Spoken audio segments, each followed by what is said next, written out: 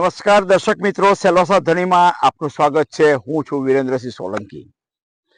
આજે વાત કરીશું દાદરાનગર હવેલીમાં પનપતી ગુન્હાખોરીને નેસ્તનાબૂદ કરવાની કટિબદ્ધતા દર્શાવતા એસપી સચિન યાદવની પ્રેસ વાર્તાની। એસપી સચિન યાદવે ગુનેગારોનો સીધો સંદેશો આપ્યો છે કે હવે તેમનો સમય પૂરો થયો છે। છેલ્લા કેટલાક સમયથી આ વિસ્તારોમાં ગેરકાયદેસર પ્રવૃત્તિ જેવી કે ગેરકાયદેસર ધાબા, ગેરકાયદેસર દારૂનો વેપાર, ગેરકાયદેસર હથિયારોનું ચલણ વધી રહ્યું છે। ઔદ્યોગિક એકમો અને વેપારીઓ પાસે વહીવટના નામે એક્સોર્શન જેવી પ્રવૃત્તિઓની સતત ફરિયાદો પણ મળવા પામી છે। સૌપ્રથમ સાંભળીએ एसपी सचिन यादव जी બે ટૂંક વાતો। आज एक दो चीजें हैं जो मैं बताना चाहता हूं सभी को।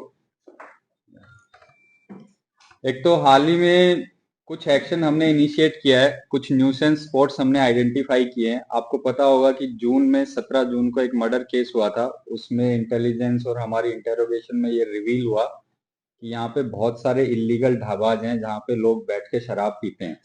वो सरकारी जमीन पे भी बने हुए हैं। उसमें कुछ कैटेगराइजेशन ऐसा है, कुछ ढाबाज ऐसे हैं जिनके पास सिर्फ फूड का लाइसेंस है लेकिन वहां पे लिकर सर्व करते हैं, और इस तरीके से कुछ टाइम के बाद में ये न्यूसेंस बन जाता है एंड ऑर्गेनाइज्ड क्राइम को ये फ्यूल करता है।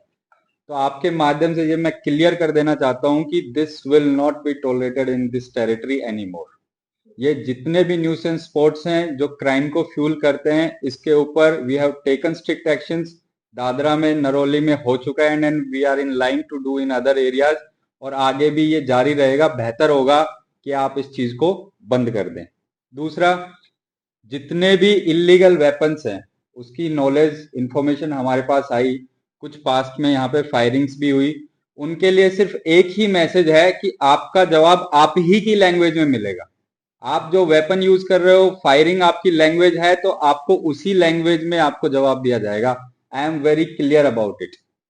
सेम चीज एक्सटोर्शन, किडनैपिंग, एब्डक्शन, रेप, ये जितने भी क्राइम है which are punishable with at least 7 years, 10 years death, तो उसमें भी इसी भाषा में आपको जवाब दिया जाएगा।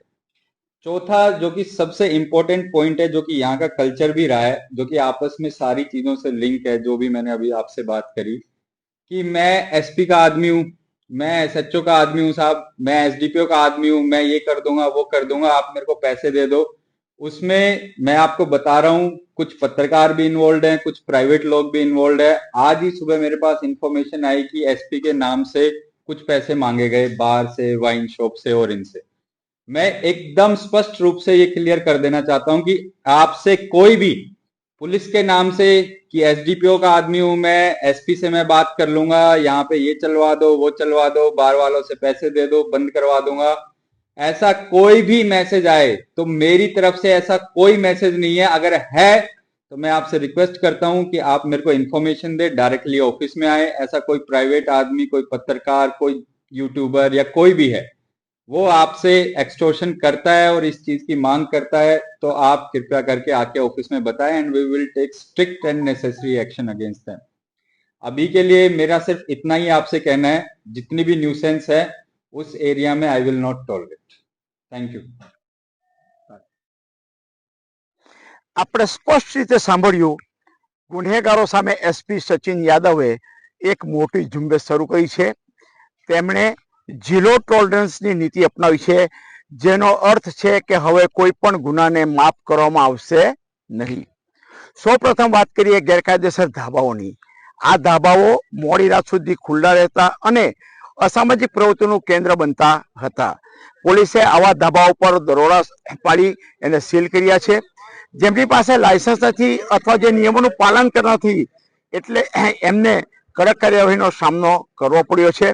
આ કાર્યવાહીથી સ્થાનિક લોકોને મોટી રાહત મળવા પામી છે। આગળ વાત કરીએ ગેરકાયદેસર હથિયારોની। કાયદો અને વ્યવસ્થા જાળવવા માટે આ એક મોટો પડકાર છે। સેલવાસ પોલીસ ગેરકાયદેસર હથિયાર રાખનારાઓ પર અને વેચાણ કરનારાઓ પર નજર રાખી રહી છે। અંતમાં એટલું જ કહી શકીએ કે એસપી સચિન યાદવની આ જાહેરાત પછી દાદરા નગર હવેલીના નાગરિકોમાં સુરક્ષાની ભાવના વધી છે। આ પ્રકારની કાર્યવાહીથી અસામાજિક તત્વોમાં ફડફડાટ ફેલાયો છે અને એક શાંતિપૂર્ણ સમાજનું નિર્માણ થઈ રહ્યું છે। આજે બસ આટલું જ. વધુ સમાચારો માટે જોતા રહીએ સિલવાસા ધ્વનિ.